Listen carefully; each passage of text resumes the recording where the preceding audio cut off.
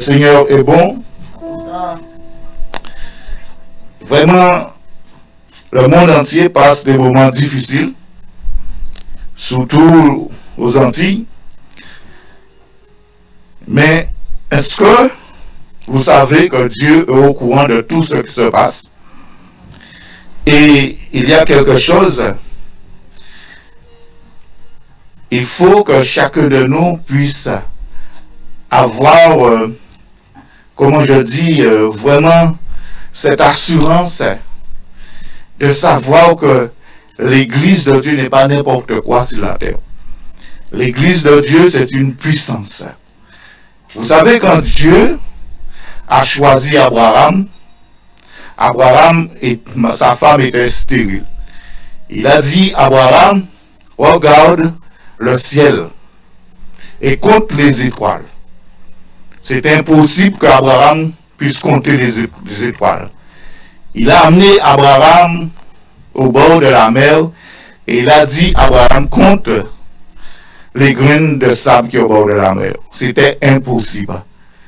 Et il a dit, telle sera ta prospérité. Cela veut dire que Dieu a choisi un peuple. Et le peuple d'Israël devrait servir témoignage pour toutes les nations qui étaient à côté.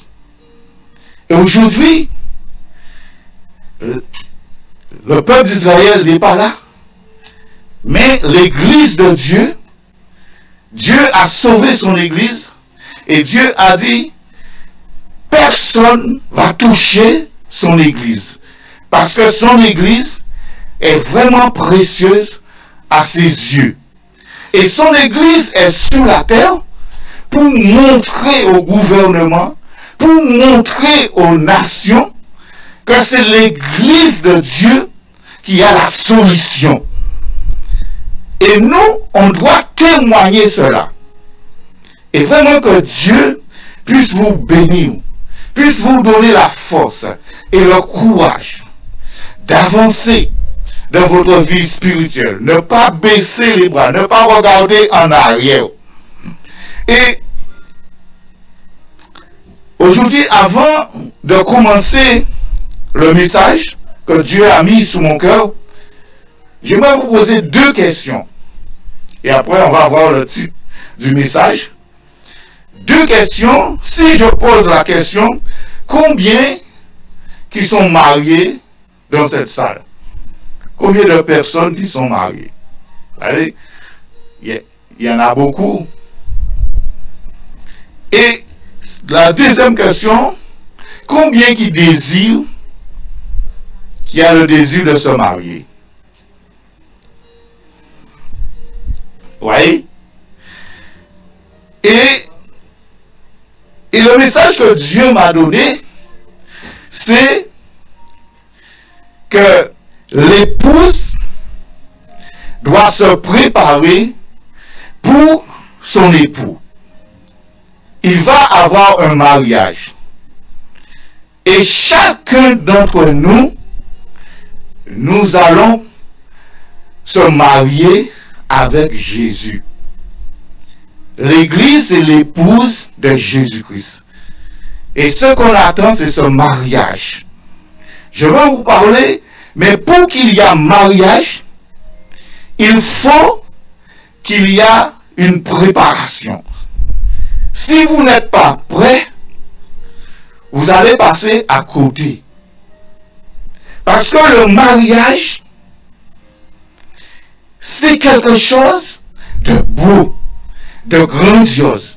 Vous qui avez levé la main, vous qui êtes mariés, est-ce que vous savez que le mariage, c'est quelque chose d'extraordinaire? La Bible dit c'est un mystère. Le mariage est beau. C'est quelque chose de grandiose.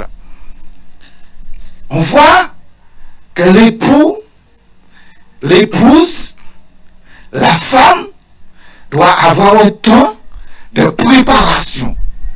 La femme est déjà belle, mais il va prendre un temps, 6 mois, 1 année, 2 années, à se préparer pour ce grand jour.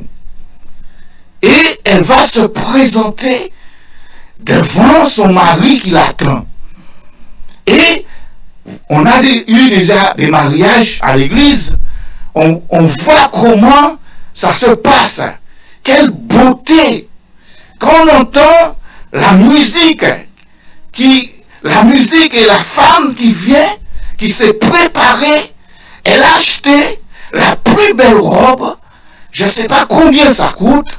Si c'est 2000 euros, 3000 euros, mais l'argent ne coûte rien pour elle. Tout ce qu'elle a en vue, c'est de se faire belle pour plaire à son mari. Alléluia. Et il va aller vers le coiffeur, coiffeuse. Elle va se faire belle, elle va se farder, elle va faire des maquillages pour se présenter devant son mari. Et après ce mariage, il va avoir des choses extraordinaires qui se passent. Frères et sœurs, le message que Dieu m'a donné, c'est l'épouse doit se préparer pour son époux. Et on va lire par exemple dans Apocalypse chapitre 19 et verset 7, la Bible va nous dire que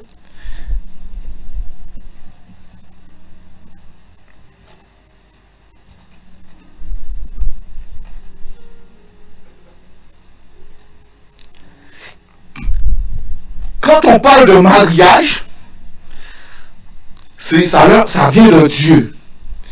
Le mariage a été institué de l'homme pour nous symboliser qu'il va avoir un mariage spirituel entre l'Église et Jésus. Et le mariage, il y a 3 étapes. Il y a le moment de fiançailles, de préparation. Il y a le moment où on va passer les anneaux, on va faire des vœux, on va vraiment nous unir les uns les autres, où la Bible nous dit qu'ils seront plus 2, mais ils seront un seul. Alléluia. Et après d'être unis, il va avoir une fête. Il va avoir quelque chose de grandiose avec les invités. Alléluia. Et l'Apocalypse nous montre que, il nous dit au verset 7, il nous dit, réjouissons-nous et soyons dans l'allégresse. C'est-à-dire que vous et moi, l'Église, il dit, réjouissons-nous et soyons dans l'allégresse. Pourquoi il nous dit, réjouissons-nous et soyons dans l'allégresse? Il dit, donnons-lui gloire. Il y a quelque chose d'extraordinaire qui permet qu'on donne gloire et qu'on se réjouisse. Parce qu'il nous dit que quand les noces de l'agneau sont venues et son épouse s'est préparée. Vous voyez, les noces de l'agneau, pour qu'il y ait noces de l'agneau, il faut que l'épouse soit préparée. Pour qu'il y ait ce mariage entre Jésus et l'Église, cette union, vraiment cette chose grandiose, il faut qu'il y ait préparation. Les noces de l'agneau évoquent l'union avec Jésus et cela nous mène au mariage. Mes frères et sœurs, pour qu'il y ait le mariage, il faut que l'épouse soit prête. Regarde, frères et sœurs, lundi, on va passer au pass sanitaire. C'est-à-dire, pour aller travailler à l'hôpital, pour aller prendre le train, pour être dans le service public, comme les pompiers à Gendarmerie, pour entrer dans les centres commerciaux, on va vous demander le pass sanitaire. Mais pourquoi On n'a pas dit qu'il faut venir à l'église avec un pass sanitaire. C'est Dieu qui est au contrôle. Et si Dieu te permet de venir à l'église, c'est parce que tu n'es pas prêt. Et il faut que tu sois prêt. Parce que Jésus, quand il va venir chercher une église qui est prête. Si tu n'es pas prêt, tu vas passer à côté. Même si tu es chrétien ou chrétienne, tu vas passer à côté. Tu ne vas pas participer aux noces de l'agneau. C'est ça qui doit être ta préoccupation. C'est d'être prêt parce qu'il y a quelque chose de grandiose. La Bible nous fait comprendre, frères et sœurs, Jésus viendra chercher son épouse. Il viendra te chercher, il ne va pas te laisser sur cette terre. Parce qu'il veut que tu maries avec lui. Et cette chose sera plus grandiose que ce qu'on voit dans le monde.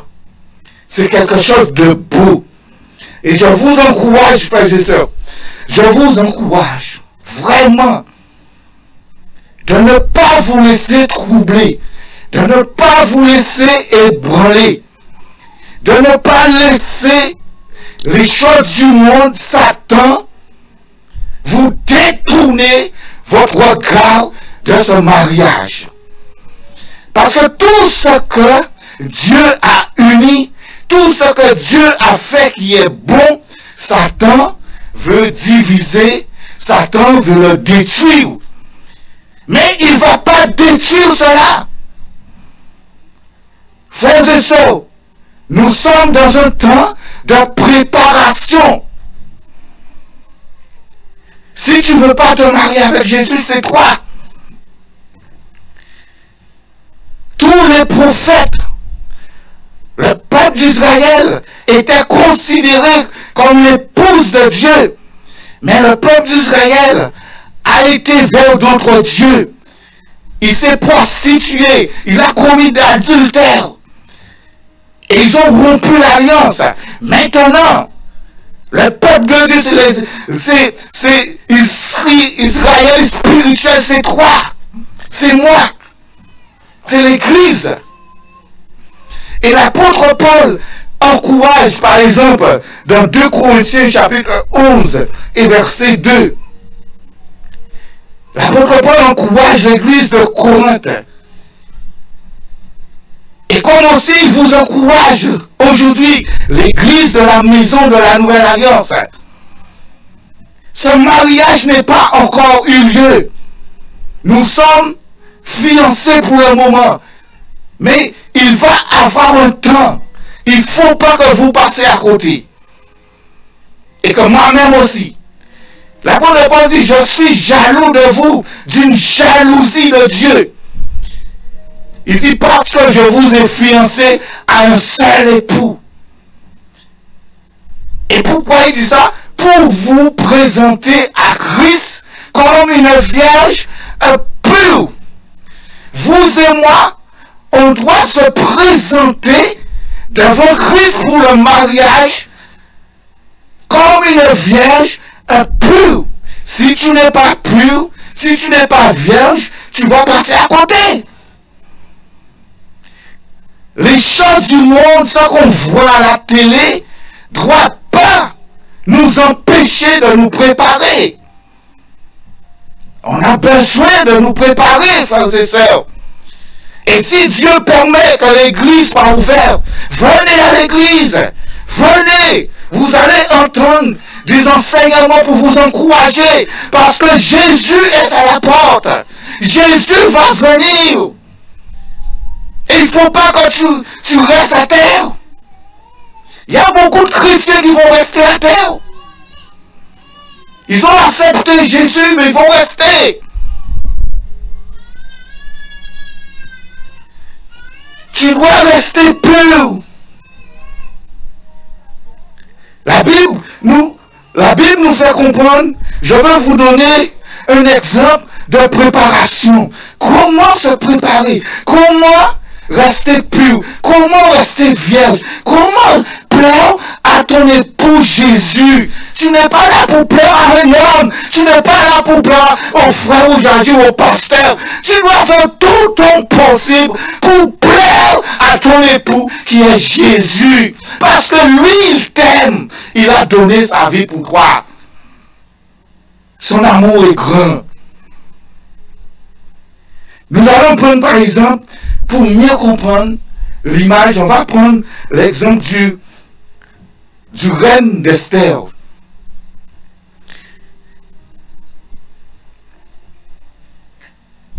La Bible nous montre que le roi avait, Esther chapitre 2 verset 7, le roi avait la reine Vasti, mais la reine ne voulait pas aller au rendez-vous du roi. Alors, le roi dit, il va chercher quelqu'un pour remplacer la reine. Mais, ce que le roi désire, c'est des filles vierges et des filles belles. Et on a présenté devant le roi beaucoup de filles. Mais Esther, c'est une juive qui a été élevée parce que ses parents étaient maudits. Il élève Azada, qui est Esther, fille de son oncle, car elle n'avait ni père ni mère. La jeune fille était belle de taille et belle de figure. Après la mort de son père et de sa mère Mardoché. Revient au verset 3. On va voir le désir du roi.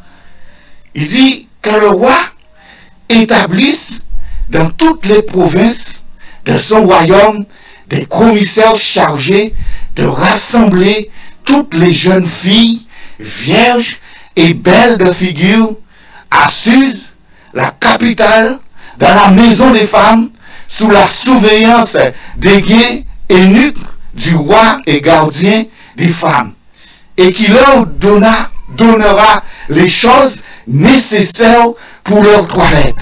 Et parmi toutes ces filles, Esther faisait partie, et Esther était belle.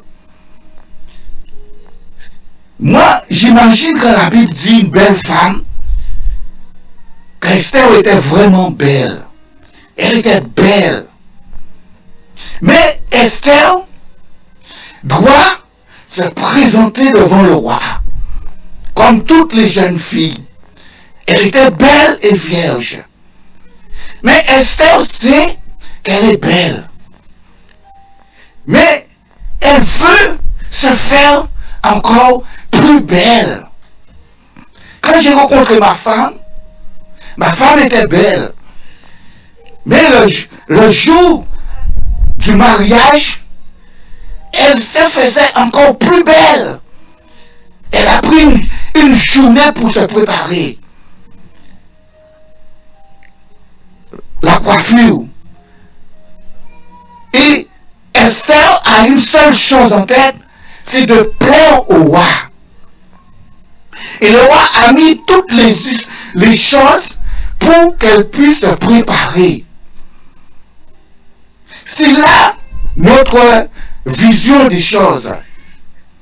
Quand on regarde le verset 12, il nous donne par exemple les choses, comment il se prépare. Il dit chaque jeune fille allait à son tour vers le roi. Assuérus, après avoir employé 12 mois à s'acquitter de ce qui était prescrit aux femmes pendant ce temps. Elle prenait soin de leur toilette. Frères et sœurs, c'est le temps de nous préparer. Esther voulait plaire au roi. Elle se prépare. Il dit 6 mois avec de l'huile, de myrte, et 6 mois avec des aromates et des parfums en usage parmi les femmes. Oh, alléluia. Voilà notre objectif. C'est, on doit se présenter devant Jésus. On doit se présenter devant ton époux. Mais comment tu vas te présenter? La Bible nous montre que quand tu as accepté Jésus, le sang de Jésus t'a purifié. Le sang de Jésus t'a lavé. Le sang de Jésus a enlevé toute chose qui est au contraire. Et l'Esprit de Dieu est en toi. Tu as toutes les choses nécessaires que l'Esprit te donne pour te préparer, pour que tu sois plus belle. Parce que quand tu acceptes Jésus, tu deviens une perle. Tu es une perle. Tu n'es pas n'importe qui. Et Jésus t'aime. Éphésiens, par exemple, chapitre 5, versets 25 à 27.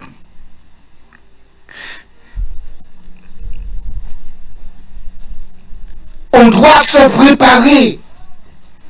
Parce que quand tu as accepté Jésus, tu es belle.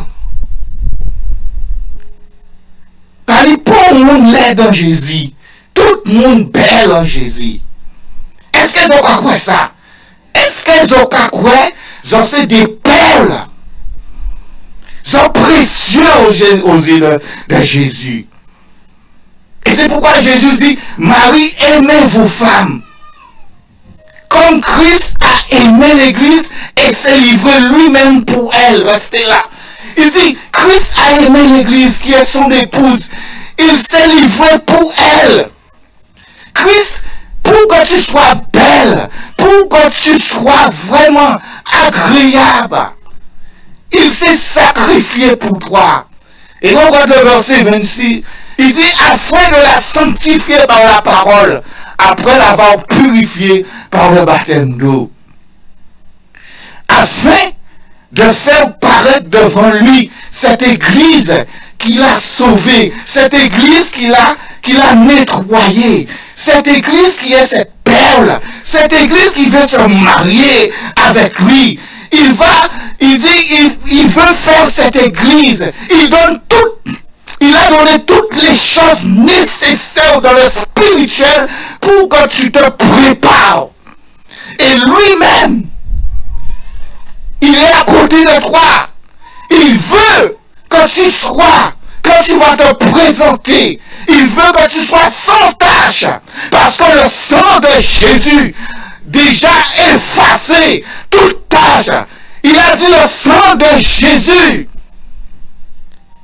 Si tes péchés sont rouges comme le chromazine, il le fait devenir blanc comme la neige. Et tu dois te présenter devant Jésus sans tache, ni ride, ni rien de semblable. Mais saint et irrépréhensible. C'est ça. Si on est dans ce temps-là, on est dans ce temps de préparation. Tu ne vas pas te présenter à Jésus n'importe comment. Non. Il ne faut pas qu'on rigole avec ça.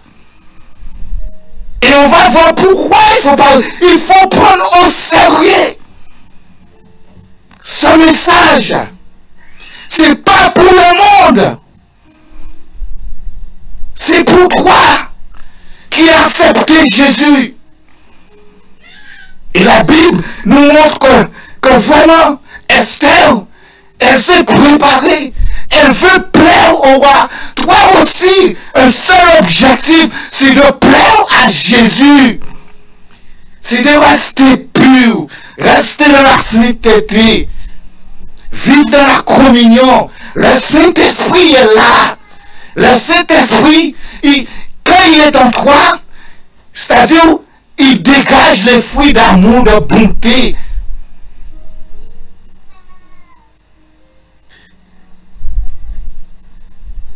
Esther, regarde Esther, on va retourner dans Esther, pour voir chapitre 2, verset 16. On va voir qu'on amène Esther, on conduit Esther vers le roi. Il dit Esther fut conduite auprès du roi Assuérus dans la maison royale, le 10e mois qui est le mois de Tébet, la 7e année de son règne. Esther fut conduite. Le Saint-Esprit est là, frères et sœurs.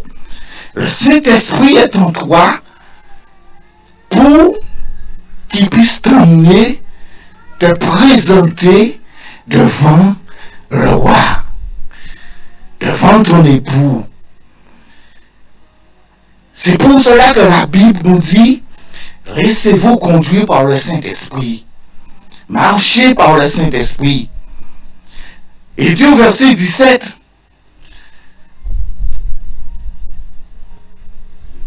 le roi aimait Esther plus que toutes les autres femmes. Alléluia. Alléluia. Quand Jésus va venir, est-ce que Jésus va dire ça pour toi? Est-ce que Jésus va dire, il va t'aimer? Il dit plus que toutes les autres femmes. Et obtient grâce et faveur, lui, plus que toutes les jeunes filles. Il mit la couronne royale sous sa tête et la fit reine à la place de Wasdi. Alléluia. Et verset 18, il va nous montrer que le roi donna un grand festin à tous ses princes et ses serviteurs, un festin en honneur d'Esther. Il accorda repos aux provinces et fit des présents. Alléluia, gloire à toi. Il y a ce grand jour qui t'attend. Il y a ce grand jour qui t'attend. Mais il faut que tu sois prêt. Si tu n'es pas prête, tu vas passer à côté. C'est ça que Jésus nous demande, frères et sœurs. Jésus nous a sauvés. Jésus nous a sanctifiés. Jésus nous a purifiés. Jésus nous aime. Mais on doit se présenter devant Jésus avec un cœur pur. On doit se présenter devant Jésus. C'est-à-dire que ce que Jésus exige, c'est la loyauté et la pureté. C'est ça que Jésus exige de toi, de moi, qu'on est royal. C'est quoi royal? Royal, c'est-à-dire, c'est avoir un attachement. 1 Corinthiens, chapitre 6 et verset 17. Jésus nous demande d'être royal, d'avoir un attachement pour lui seul. Il dit, mais celui qui s'attache au Seigneur est avec lui un seul esprit. Il te demande, le mariage, c'est un attachement. L'homme quittera son père et sa mère s'attacherait à sa femme et ils feront un seul chair. Rien ne doit te détacher. Ta priorité, c'est Jésus. Rien ne doit te brûler. Tu dois rester royal. Royal qui veut dire, tu dois être fidèle. Fidèle jusqu'au bout. Pas comme le peuple d'Israël qui était infidèle. Mais tu dois rester marcher dans la fidélité. Tu dois marcher dans l'honnêteté. Tu dois marcher droit dans la justice. Beaucoup disent qu'il est chrétien, mais est-ce qu'il marche dans la fidélité? Est-ce qu'il a vraiment un attachement? Maintenant, il ne faut plus regarder aux choses de ce monde. Il faut regarder à Jésus qui t'aime. Même si tu perds ta vie, mais tu restes royal, tu restes fidèle, tu restes honnête, tu restes dans la droiture. Ce que l'Éternel demande de toi, c'est que tu pratiques la justice et tu marches humblement devant ton Dieu. Dieu, c'est ça que Jésus exige. Quand il exige la pureté, c'est-à-dire, tu dois connaître la doctrine de Jésus-Christ. Tu t'occupes pas des doctrines de l'homme. Parce que l'homme fait ses doctrines, mais la doctrine de Jésus-Christ, tu dois être enseigné de la doctrine de Jésus-Christ. Tu dois comprendre, parce qu'il va y avoir des faux prophètes qui vont venir, qui vont te dire, voilà la solution, voilà le Christ. Mais tu dois être enseigné, tu dois être debout dans la doctrine. Si tu prends une autre doctrine, tu ne vas pas considérer comme pur. La pureté, c'est personnel. Tu dois avoir un comportement. Tu dois avoir vraiment un témoignage. Parce que Dieu, quand on a vu Esther était belle. Quand le monde va te voir, mais tu as Jésus en toi, tu es belle, tu es beau en Jésus-Christ.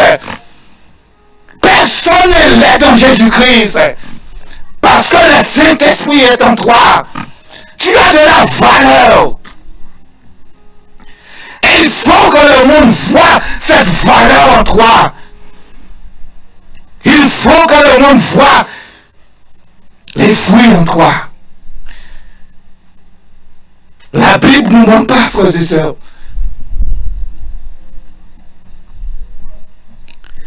Quand la Bible nous montre, parce qu'il va y avoir beaucoup qui vont rester à côté.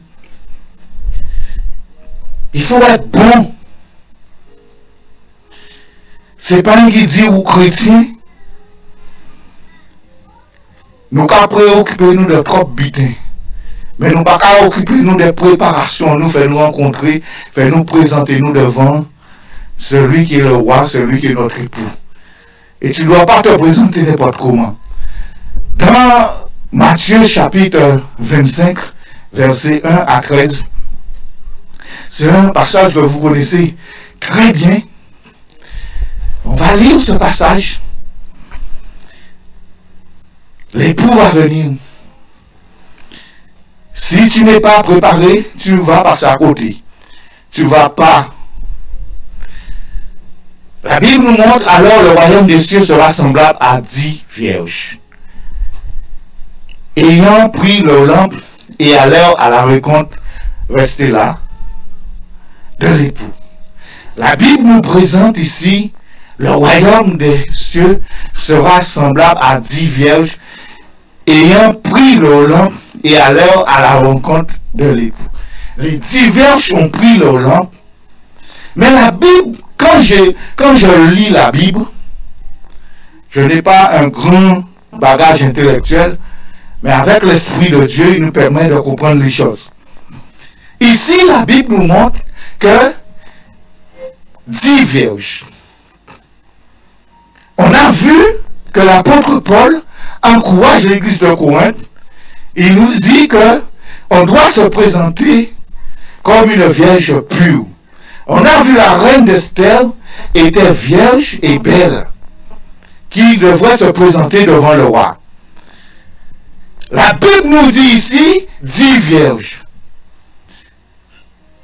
10 vierges ici, ce n'est pas un païen. Parce que la Bible fait la différence entre un païen et un chrétien. La Bible fait la différence entre un bouc et un brebis. Un bouc avec une tête, un bouc a senti, un bouc désobéissant, et la Bible a dit un bouc péché entre un royaume là. Il a bien fait la différence. Mais là, il n'est pas question des boucs, il n'est pas question des païens, il est question des 10 vierges. C'est-à-dire que ou quand fait partie de ces 10 vierges-là, ou chrétien, ou quand attendre le retour à Jésus. Au verset 2, il a dit 5 d'entre elles étaient folles et 5 sages. C'est-à-dire, parmi les 10 là, il y a 5 qui sages. Sages parce que, à l'esprit, à seul but qu'on est, c'est qu'il présentait devant Jésus pur et vierge, et il a préparé parce qu'il est le Saint-Esprit.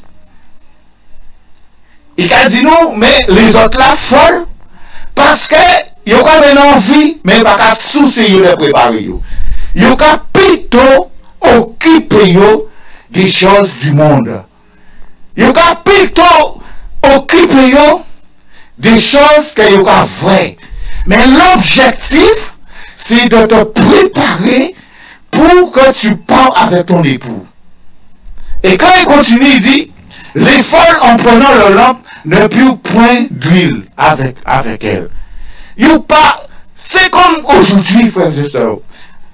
Je ne vous accuse pas. Mais maintenant, on est entré dans une situation et ça trouble. Le monde est troublé. Le monde n'attend pas ce mariage grandiose. Le monde n'attend pas Jésus qui est leur époux. Mais toi, tu es l'Église, tu es l'épouse de Jésus-Christ. Un seul objectif dans ta tête, dans notre esprit, c'est être pur, c'est être sans tache. Quand Jésus va venir, tu puisses partir avec Jésus. Mais on se préoccupe, les chrétiens se préoccupent trop des choses qui se passent dans le monde.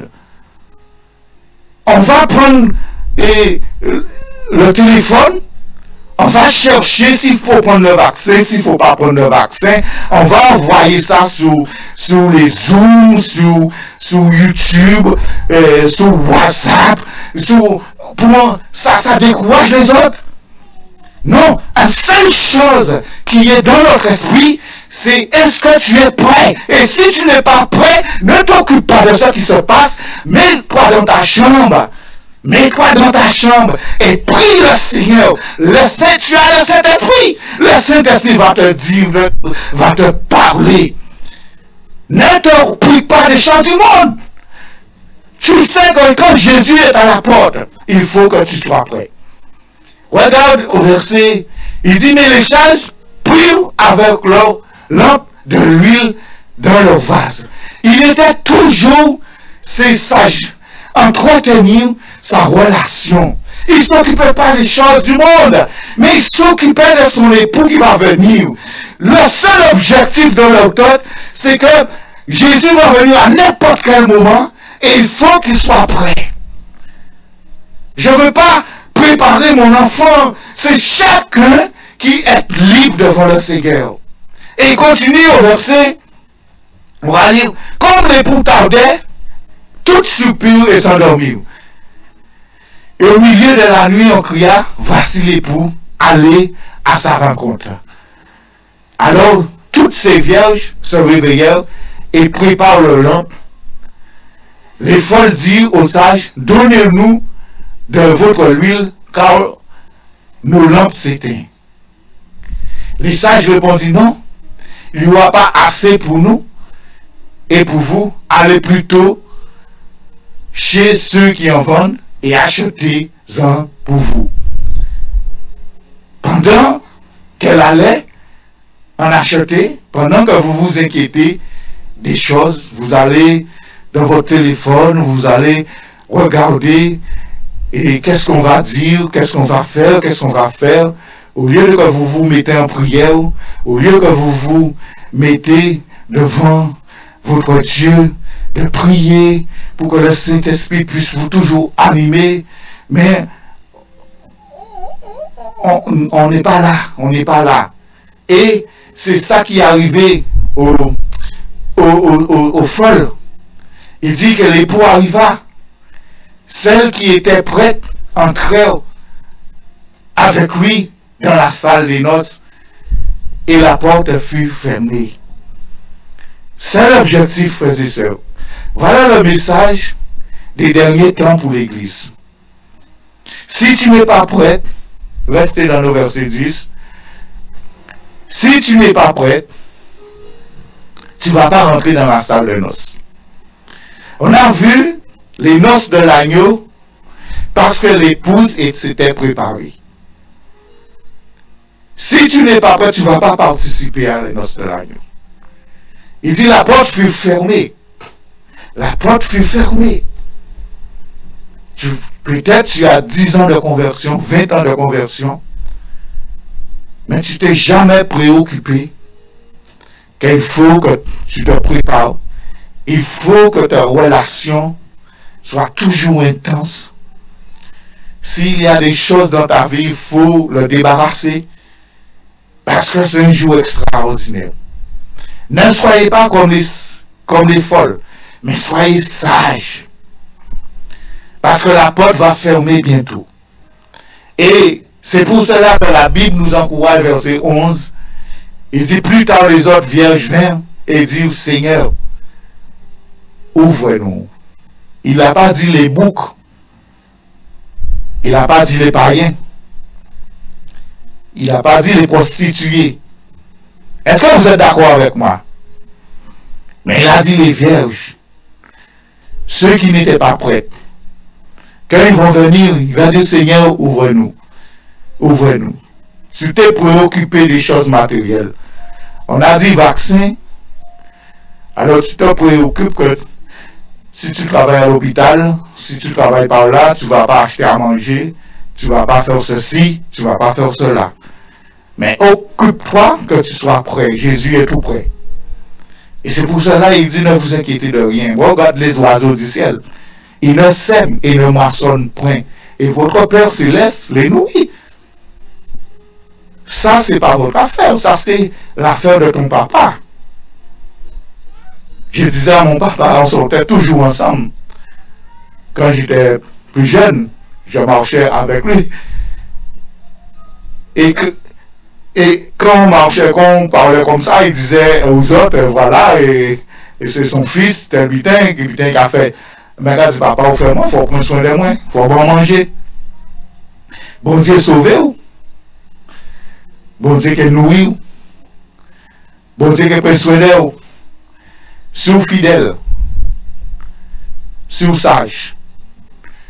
Et au verset 12, il te dit, mais il répondit, je vous le dis, en vérité, je ne vous connais pas.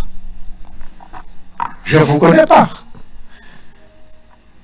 Si tu n'es pas prêt, il ne va pas te connaître pour le mariage. Tu ne vas pas participer à cette noce de l'agneau. Il faut faire tout ton possible pour que tu sois prêt pour la gloire de Dieu. Et c'est pour cela qu'il dit au verset 13, veillez donc, puisque vous ne savez ni le jour ni l'heure. Comme nous pas savons qui joue et qui l'est, il dit nous veillez. Veillez. À n'importe quel moment, Jésus a venu pour chercher vous. C'est ça, il dit nous dans 1 Thessaloniciens, chapitre 4, et versets 16 à 17. Il dit, le Seigneur vient comme un voleur. Mais il faut que tu sois prêt. Si tu n'es pas prêt, tu passes à côté. Alors, frères et sœurs, je vous encourage vraiment à rester fidèles.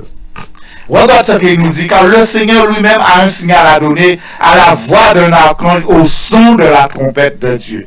Descendra du ciel, les morts en Christ ressusciteront premièrement. Et dit, verset 17, ensuite,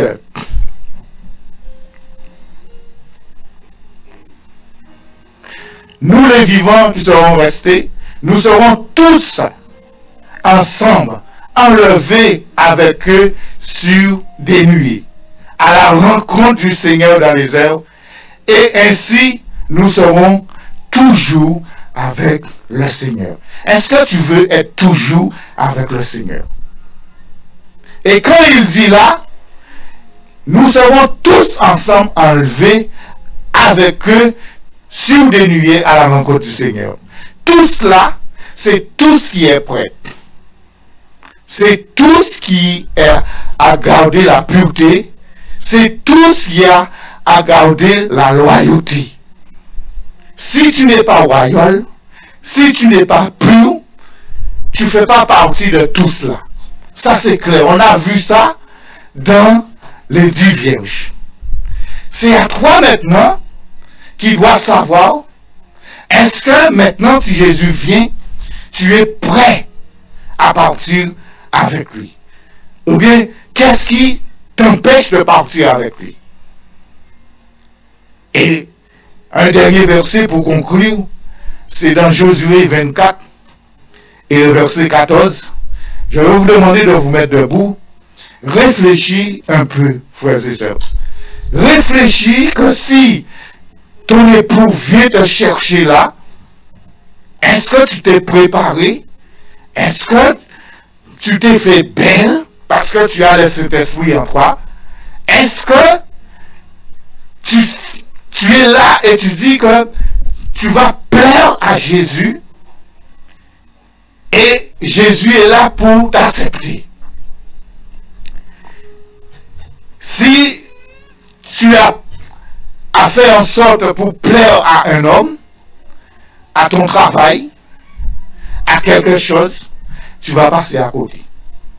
La seule personne que tu dois plaire, c'est Jésus. C'est ça notre objectif. Il dit, maintenant, craignez l'Éternel. C'est l'Éternel qu'on doit craindre. On doit avoir du respect. On doit avoir vraiment de l'amour. On va avoir vraiment rester fidèle. Il dit, et servez-le avec intégrité et fidélité. Servez l'Éternel, quelles que soient les choses. Reste intègre, reste fidèle, reste honnête, reste dans la droiture. Ne vous inquiétez pas. Ne vous inquiétez pas des choses. Il faut que les choses arrivent. La seule chose qui est dans votre esprit, que Jésus va venir te chercher. Et quand il vient te chercher, il faut que tu sois intègre, il faut que tu sois fidèle, il faut que tu craignes l'Éternel, il faut que tu vis dans l'amour, il faut que tu aies cet esprit. Et c'est pour cela qu'il dit, s'il y a quelque chose en vous, il dit, faites disparaître les dieux qu'ont servi vos pères de l'autre côté du fleuve en Égypte. Servez l'Éternel. S'il y a quelque chose qui vous empêche d'être agréable, de plaire au Seigneur, faites disparaître dans votre... Jésus est à la porte. On va se mettre debout.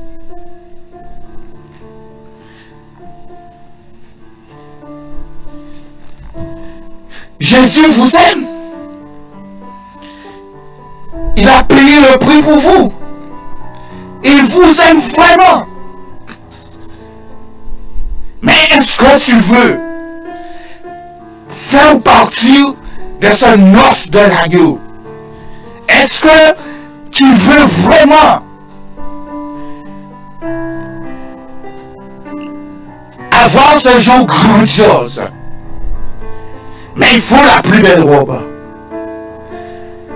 Il faut que tu aies la plus belle robe. Il faut que vraiment ta vie soit vraiment agréable. Aujourd'hui, Dieu te le dit. Il vient chercher une église qui est sans tache, sans ride, rien de semblable. Et c'est pour cela, il précise, il dit, faites disparaître. S'il y a quelque chose dans ton cœur, s'il y a quelque chose qui t'empêche d'être agréable, de marcher, de rester fidèle, de servir le Seigneur, faites disparaître. Et je vais prier pour vous. Parce que Jésus aime son église. Il a dit, il aime son église. Il a dit, je perdrai aucun de ce que le Père m'a donné et personne ne les ravira. Mais toi, tu as un effort à faire. Tu as besoin de te focaliser sur ce retour de Jésus. Ton époux qui viendra chercher son épouse. Père éternel, voici ton Église. Voici ton Église qui est comme une perle à tes yeux. Ton Église que tu as sanctifiée, que tu as lavée, que tu as purifiée. Tu as enlevé toutes choses et tu veux faire paraître cette Église devant toi. Une Église sans tache, ni ride. Une Église pure, une Église irrépréhensible. Alors Seigneur, voici tes enfants debout devant toi. Tu dis Seigneur, tu viens chercher cette Église qui s'est préparée. Alors Seigneur, voici les cœurs. Tu demandes ce matin de faire disparaître les dieux étrangers, de s'attacher à toi seul. Alors Seigneur, voici les cœurs. Voici les cœurs, Seigneur. Tu connais les cœurs qui t'aiment, mais qui a des choses dans leur cœur qui veulent se débarrasser. Alors Seigneur, donne-leur la force, donne-leur le courage de faire disparaître toute chose qui est désagréable, toute chose qui n'est pas à ta gloire. Maintenant, Seigneur, révèle au cœur les choses qui doivent se préparer. Alors, Seigneur, bénis ton Église. Parce que toi, tu as dit, tu veux personne reste à terre.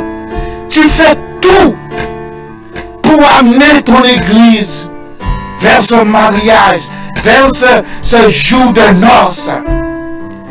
Alors Dieu Tout-Puissant, bénis, garde des pas d'amour. Ceux qui sont déjà prêts, gardez-les encore, fortifie-les, et que le Saint-Esprit puisse toujours les animer. Le Saint-Esprit toujours là pour les conduire, pour les enseigner. Seigneur, moi je ne veux pas passer à côté. Nous ne voulons pas passer à côté comme ces vierges folles. Mais nous voulons être ces vierges sages. Ces vierges qui ont toujours de l'huile. Ces vierges qui ont toujours préoccupé. Parce qu'un jour tu vas venir. Tu vas venir nous chercher. Alors Seigneur, moi je veux faire partie de ces vierges sages. Ton Église, ceux qui sont là, veulent aussi faire partie, Seigneur. Et nous brisons tout lien, toute chose qui nous empêche d'être purs, d'être agréables à toi, de te plaire. Seigneur, brise-le dans nos vies. Seigneur Jésus, Seigneur Jésus, tu as envoyé le Saint-Esprit. Maintenant, Seigneur, brise tout lien, brise toute malédiction, brise, Seigneur, tout esprit, toute chose qui empêche tes enfants d'entrer dans ce jour de noces. Libère les cœurs, Seigneur. Libère les cœurs. Bénis, Seigneur Jésus. Je bénis ton nom. Que cette parole soit gravée dans leur cœur. Et qui amène une bénédiction. Qui amène, Seigneur, quelque chose. Alors sois béni, sois loué, sois glorifié dans le nom de Jésus-Christ. Amen. Sois béni mon frère, sois béni ma soeur. Gardez toujours l'objectif d'être pur Parce que Jésus va venir. Jésus va venir bientôt. Restez fidèles, restez attachés à Jésus.